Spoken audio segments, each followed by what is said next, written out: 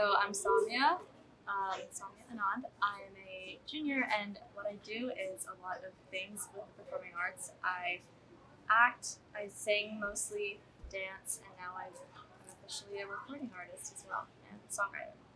I think it's like for the longest time I can just only remember doing this, and doing like theater, that was newer for me. I think around 7th or 8th grade is when I started, but I mean, I've always been singing. I've always been like writing little songs. My mom used to tell me that when I would come home from school, I would like sing little songs about like my day and everything. So I was always very musical.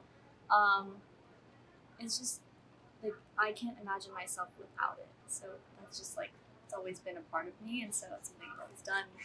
So freshman year, I joined the theater program at Mountain View, and I was just like experimenting with it. I didn't think I was gonna stick with it, or it was gonna stick with me, if anything. And then I was put in a really big role my freshman year in Little Shop, and that was a crazy experience because I was getting to interact with super talented people who some of them did want to do this as a career, and I was just like in such awe and so inspired all the time. I'm really close friends with a few of them even now. And that was my first taste of like, oh, this is something I would, maybe want to do for a long time. And at that point, I always knew I wanted to be a singer. I just didn't know if I would want to do like musical theater or like what kind of music. And so that was my first taste of like live performance and theater. I had met some people through those people in the Little Shop cast that kind of got me starting to work with other musicians. And I started my recording process actually last year with some friends who were seniors last year here, and I went to their house a few times and I recorded some demos, and nothing actually came of it, but it was my first like beginning experience of recording music. And then there was a hiatus when they graduated, and I was kind of stuck. I was like, God, like I want to release music. I have so much ready to go. I just don't know how to do it myself. And then I was lucky enough that I was just kind of at the right place at the right time, and I got some really great mentors and helpers. And a few months later, we have a song out. So, and so what I wrote it was kind of just, I remember just playing some chord progressions on the piano, and I was like, oh, this is really pretty. And I just started like humming along to it and, ad-libbing, and then words just kind of fell into place.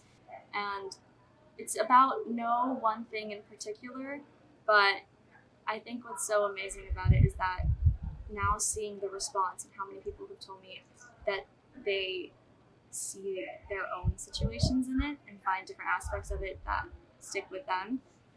I guess that's what you make of it now, right? So that's what it's about. It's about whatever you want it to be about. And that's what it is to me. So yeah. And I wrote it all by myself in my piano in my living room.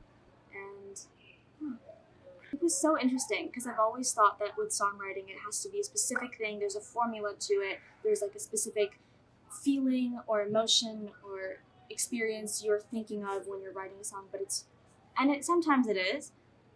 But in this specific case, it was just so organic. It just kind of happened, and I kind of hate that I can't explain it more. I edited it for months after.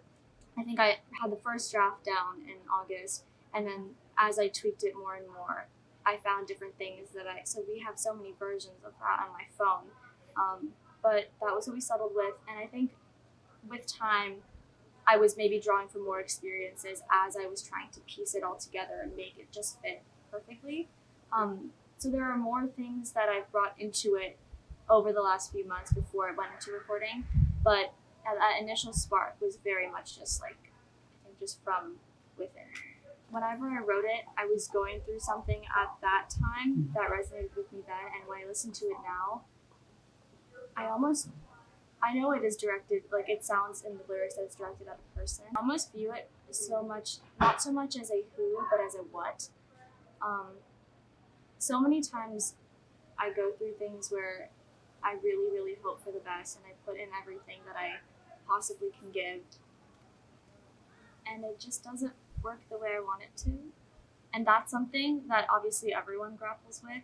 I'm a teenage girl, like it's gonna happen in so many different things. I'm such a like goal-driven person, and when things don't go the way I've planned them to, that really hits me sometimes, and it's something I'm learning to deal with and take the punches as they roll. But I think now when I listen to it, a lot of it is just when when you worked really hard for something and you've given it your all and you've played all the cards that you've been dealt,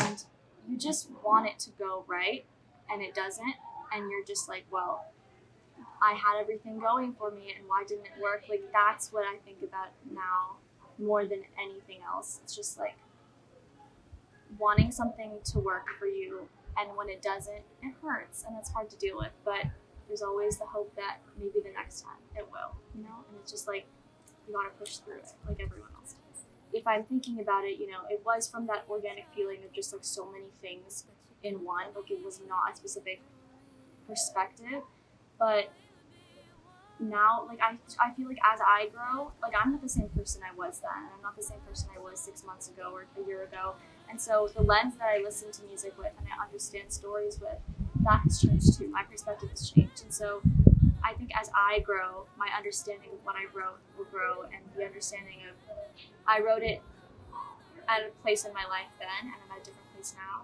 and so my interpretation of those words are also different. So yeah, like what is problematic because my heart is failing. That is so vivid already. Like, even though there is an is in there, it's so much more.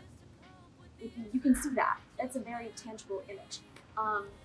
There's also left me in pain, living your life while I'm withering away. Like, that's so like raw. I don't know. I love the word raw, keep using it, but it's just so much more visual. I'm a visual person. I like being able to see things and visualize things. And so I was going with lyrics that painted a picture to me.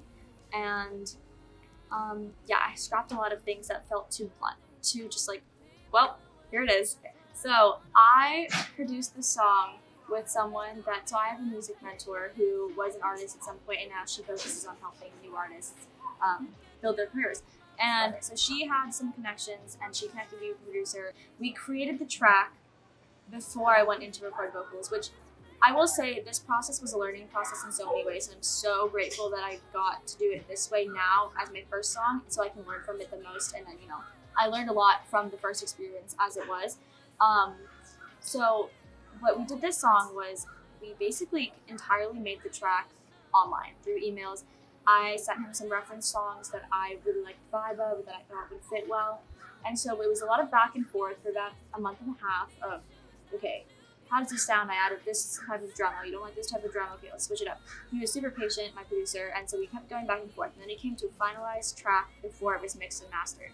Then I drove up to Sausalito, and in a flat 4 hours, we tracked the entire song. I'm in 2 upcoming shows at Mountain View, and I'm also, you know, recording more music to be coming soon in the next semester or so, which is what I have directly planned.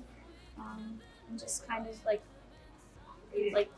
writing it as it goes. Yeah, going with the flow and learning to embrace change and be a less critical person of myself. That's my